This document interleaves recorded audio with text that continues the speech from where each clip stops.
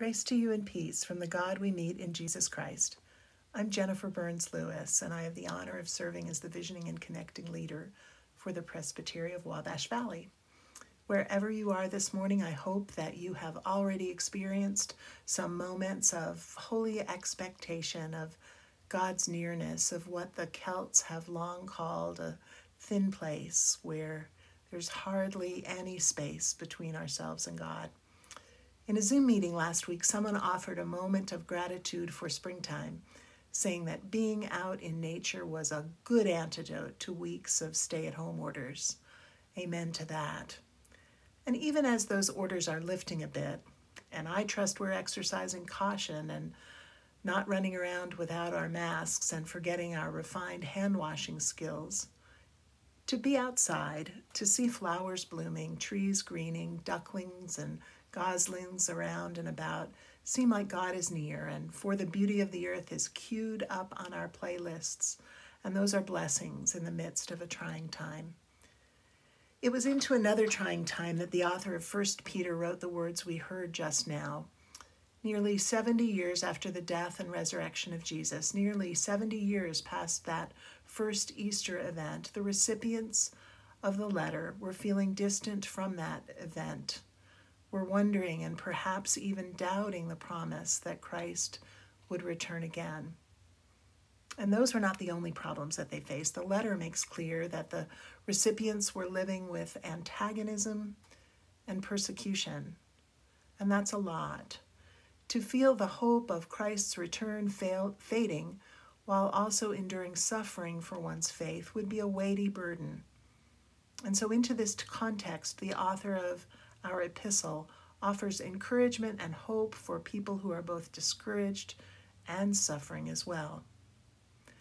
I imagine that we know something about suffering and feeling distant from our faith at times. For weeks now, many of us have encountered a dizzying array of unwanted challenges and disruptions to our daily lives. Many of us cannot connect in person with family, friends, and co-workers. Others have lost work and opportunities, and sadly, there are even more tragic repercussions.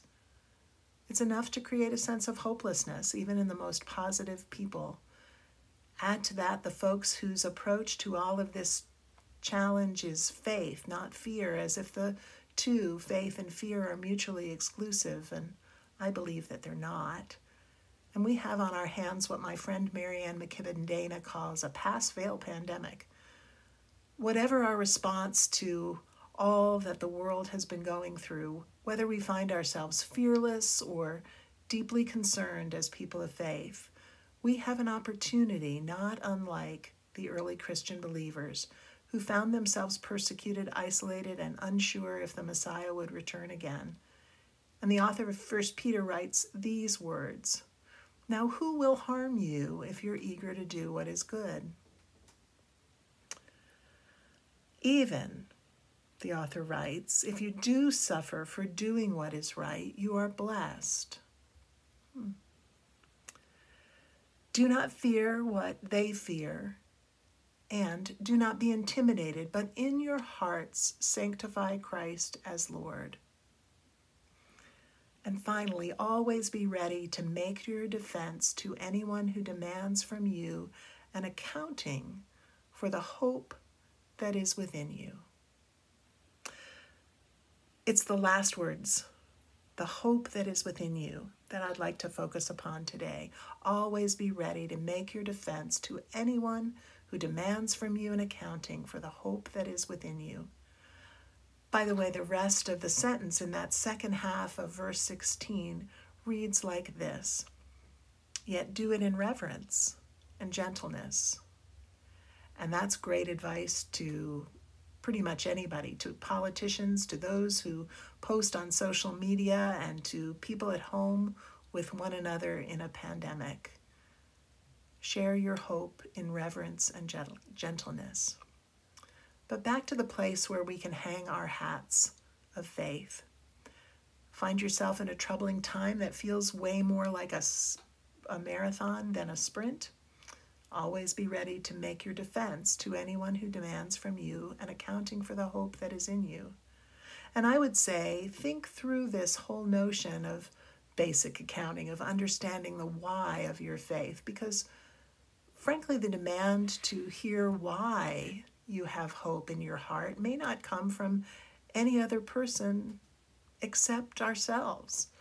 And someone else who is struggling with whether this whole chapter of life that we're in is overblown or a conspiracy, God help us, or so very serious that they cannot imagine leaving home under the circumstances for a very, very long time to come.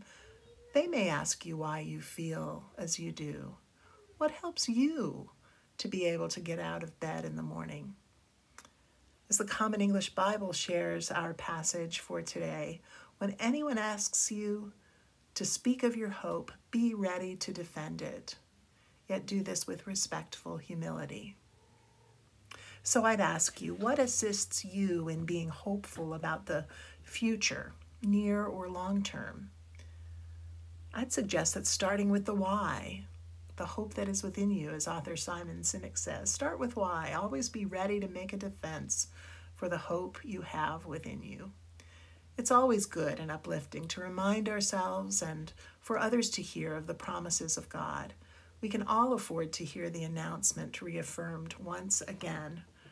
No matter what present experience may imply to the contrary, Jesus Christ is Lord.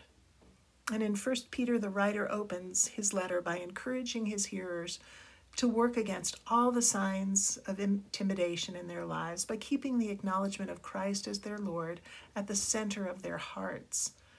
To have Christ as Lord is to know that power in life, even when all the signs of the surrounding world seem to testify to the contrary. Every reader of the New Testament is familiar with Paul's triad of faith, hope, and love, and his remark that the greatest of these three is love. But for the audience of 1 Peter, the more important of these gifts is hope, because hope is at risk for those who have difficulty keeping hope alive in the midst of their troubled lives and circumstances. But the blessing of God's mercy is accomplished in the raising of Jesus Christ from the dead, and it's offered to and bestowed upon the believers through their new birth into a living hope. Not only is this a present and a living hope, but it's kept in safety, kind of on deposit, as it were, in heaven, and so under God's faithful protection as an inheritance that is imperishable, undefiled, and unfading.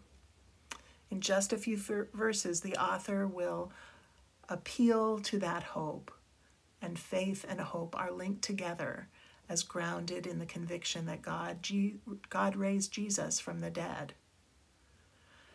Assertion of that living hope appears at the heart of today's reading, indicating how important a theme it is for the whole of this letter. Resurrection and hope belong together, and the hearers are encouraged by a double aspect of this attitude of hope. First, in case we're hesitant to believe, there's an implied assumption, and with it the assurance that this hope is in you, in us. And then, lest that hope be allowed to stagnate without being used, we're challenged to be at the ready, to give a defense, to state in open testimony and accounting for this hope that indeed dwells within us.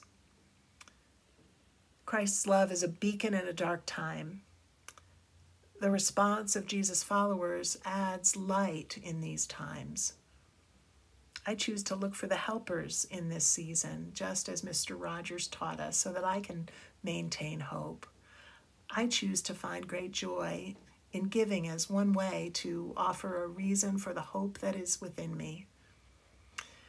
In the last congregation I served, a young woman came to my office during the first week of my time there. She knocked on the door of my office in tears. I had met Elizabeth briefly the Sunday before when everyone was new to me except the pastor nominating committee, and she was one of a sea of faces that I had no names to accompany them yet. She sat in my office and explained that her mom had been diagnosed with breast cancer just days earlier. It was the first of many conversations and many prayers in many places, on walks in the local park, in hospital waiting rooms, in the narthex at church. Elizabeth explained to me in those first weeks that she would not be attending adult education classes on Sunday mornings following worship because she and her husband made a promise to each other in those early days of her mother's diagnosis that they would have Sunday brunch with Elizabeth's parents each week. It was a lovely promise, and spending time together over a meal each week would prove to be more than nutritionally sustaining. I served that congregation for 13 and a half years before coming to Wabash Valley, and it was on the last Thursday of my time with the church, nearly 14 years after that first tearful conversation, that I sat in the sanctuary of the local Christian Reformed church and listened to the church's praise band sing these words, which the pastor explained were Elizabeth's mother's favorites. And he said, "In them you will hear the accounting of the hope that was in Elizabeth's mother. The sun comes up. It's a new day dawning. It's time to sing your song again. Whatever may pass and whatever lies before me, let me be singing when the evening comes." Bless the Lord, O my soul. O my soul, worship his holy name. Sing like never before, O my soul. I'll worship your holy name. And the song goes on to say, you're rich in love and you're slow to anger. Your name is great and your heart is kind. For all your goodness, I will keep on singing. 10,000 reasons for my heart to find. Bless the Lord, O my soul, O my soul. Worship his holy name. Sing like never before, O my soul. I'll worship your holy name. And on that day when my strength is failing, the end draws near and my time has come, still my soul will sing your praise unending, 10,000 years and then forevermore. Bless the Lord, O my soul. Worship his holy name. Sing like never before, O my soul. I'll worship your holy name. Always be ready to make an accounting for the hope that is within you. Whatever may pass and whatever lies before us, let us be singing till the evening comes.